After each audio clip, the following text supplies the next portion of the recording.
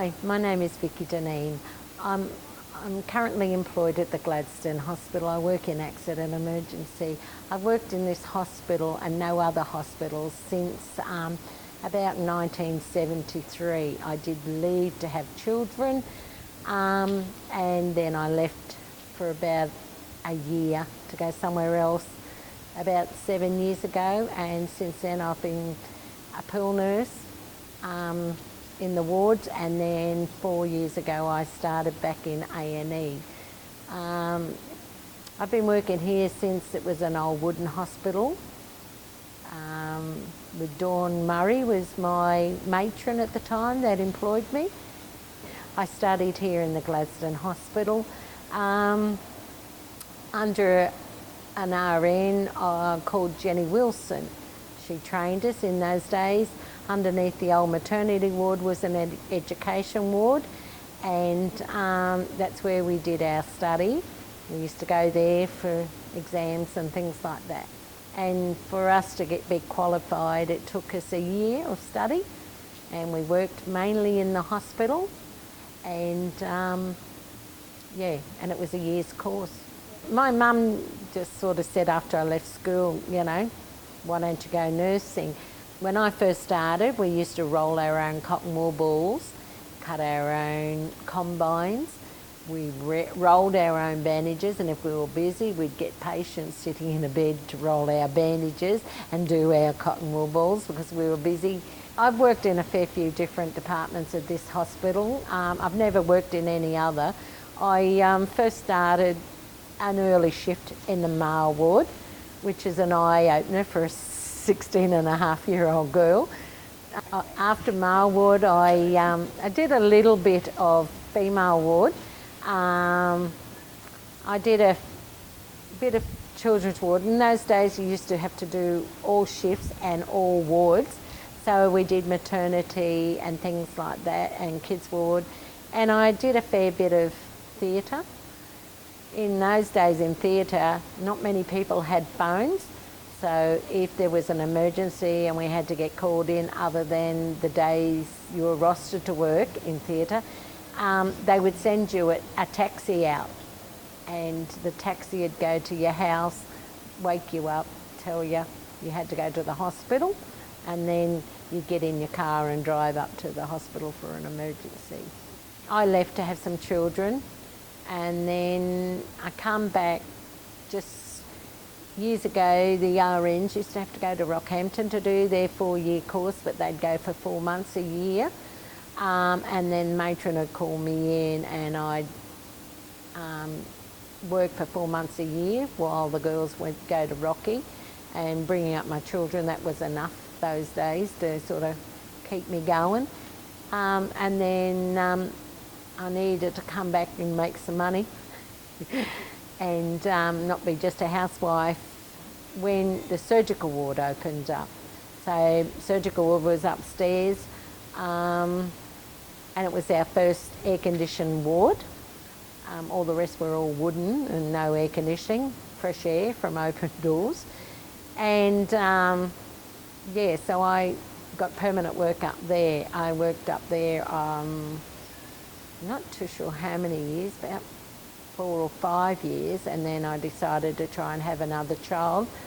So then I left, and then went on maternity leave, because in my days you had to resign to have kids. But when I had my third one, what they gave you those days was then they'd keep you a position, and you never get paid for it like you do these days, but you actually had a job. You could take time off and come back. So, and then when I come back, I job shared. There was 4 of us, I think, or 6 of us were the first group that job shared, that matron let us do, and it was permanent night shift. We could only do night shift. So it was a shared, one girl would do 7 days and you'd do 7 days. So you'd do a position that way. Well, that fitted in well with me because my husband was home every night those days, and he could babysit at night. And then when they were little, I'd put them in a babysitter and things like that for a few hours a day. So then I had a cat nap before I go to night shift. I'd end up doing permanent night shift for 15 years. So yeah, that suited me fine. I'm a bit of a night owl anyway, so once 1A and 1B opened up, there was some job sharing girls there, and then when I had my fourth child, I come back, and then I think I was mainly surgical, and then we then went over to what was 1A and 1B. That became our trauma ward and our medical ward. So then I was permanent night shift over there sort of thing, and then they needed relief, an extra A&E used to get busy, and it was staying open all night sort of thing. Years ago, when I nursed and you did night shift, any patients that come up wanting a doctor, they'd have to ring the bell on accident emergency ward, and then it'll ring in old female ward, and then I was always the EN that was junior. I'd go with one of the senior RNs, and we'd go over and let the patient in and see what was wrong with them, deal with them, and then if not, we'd have to call in a doctor, and a doctor that was on call would come up and see them. So then after that, they decided they wanted an RN on there all the time. Then I used to go down and just relieve for meal breaks and things like that, and then they decided it was getting busy enough to need an EN and an RN on.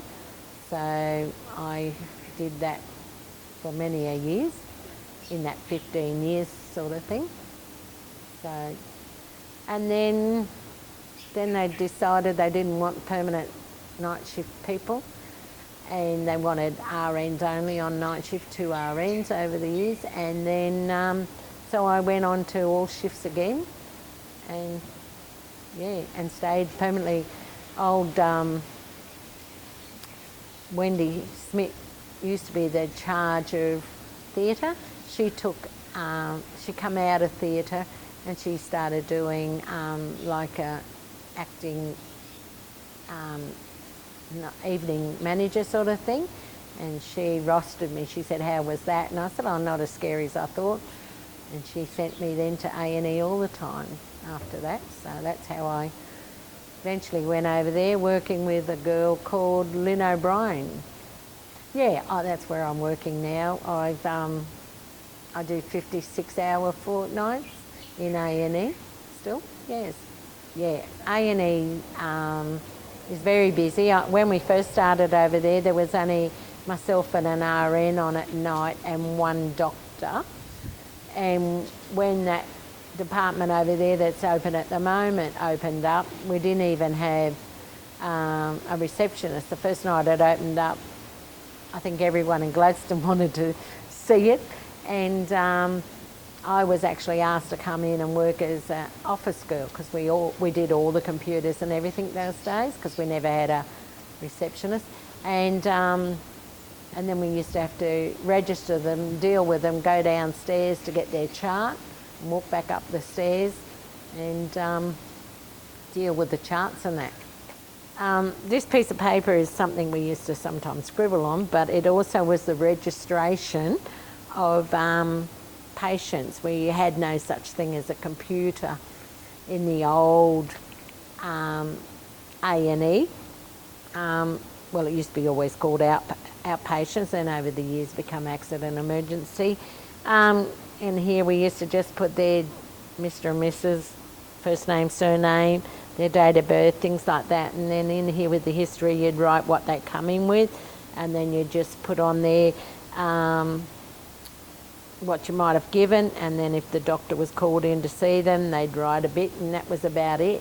You didn't do heaps and heaps of details of like we do these days, which is heaps of writing, but yeah, and we were sort of just given a number and things like that, and they were in a big long wooden cabinet that was just all these drawers, and there'd be hundreds of drawers, and you'd follow the numbers in there. You'd get things by their surname, and go under all the D's, as in my name with Deneen, and it'd go through alphabetically. So everything was written on a piece of card and then eventually put into a chart. This is just part of one of my registrations. Years ago, Gladstone Hospital had a board that once you did your education and things like that. So this was a Queensland Hospital board, or it was a Gladstone Hospital board. This is the actual photo of the what used to be called outpatients department. You go up that ramp, that was the old matron, a couple of RNs, and along here that went across, and that was where the old male ward joined on. As the new department got built, this got all pulled down and taken away. I'm not too sure when the photo was actually taken, but when I got my certificate, which is in the 17th, it was handed to me on the 17th of November 1975. That was handed to me then, my registration for being an enrolled nurse. Over the years too, our enrolled nurse course has changed. We used to just do your normal enrolled nurses course, and then over the years as education improved, I suppose, we had to redo it with another mob here and go through the course again. Then, as probably 20 years ago now, might have been, we had to do it through the Taft College because then they wanted further qualifications. So, and then you had to do, to make it all look good and official on paperwork, we had to do our what they called our endorsement to give out medications, which we did through the hospital. Then we had to do it through the Taft course again, so I've done that several times. Then I become advanced practice endorsed enrolled nurse, which was when we started doing IV cannulations. The hospital got approved that the enrolled nurses could help the doctors and that, especially on night shift. Before I started nursing, I worked at a photographer's shop, which got $17 a week, and if I worked a Saturday morning, I got $21.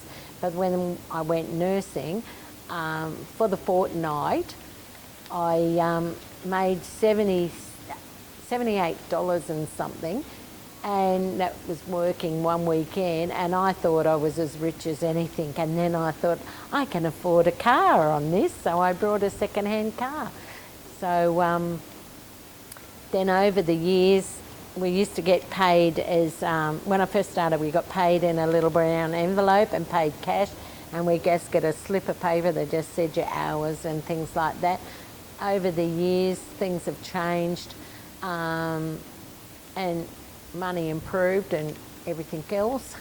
I was hunting for some stuff the other day, and this was one pay slip I got, the 10th of the 5th, 1982, and I was having a look at it, and in there for the fortnight's pay, I actually banked $426.38. That was after tax. So I thought I did well working then. I actually had a Saturday in there and a night shift in there. For a Saturday, 8 hours, I got $41.21, and do a night shift for 32 hours, I got paid an extra $49.45. Thought I was over the moon. I was paying off a house by then and bringing up 2 children, and yeah, and then these days as an EN you still don't get as good as RNs, but I haven't done the 4-year study, but I roughly bring home, if I work a Saturday, around $1,400 and something now, so we've improved $1,000 probably a fortnight. Hopefully in 2057 I won't be working anymore, but if we don't recruit a lot more people, nursing's going to be you know, really, really hard. I think there's a lot more computer work and paperwork these days. If I had my way, we'd go back to the old days and more with the patients and less with paperwork. But we've got to follow America, I suppose, and, you know, and have proof of what we've done with the patients. The most rewarding part of my job, I think, is just meeting people, healing people, knowing some people's stories, just sometimes being friends with them and just finding out different people's lifestyles and, you know, their illnesses.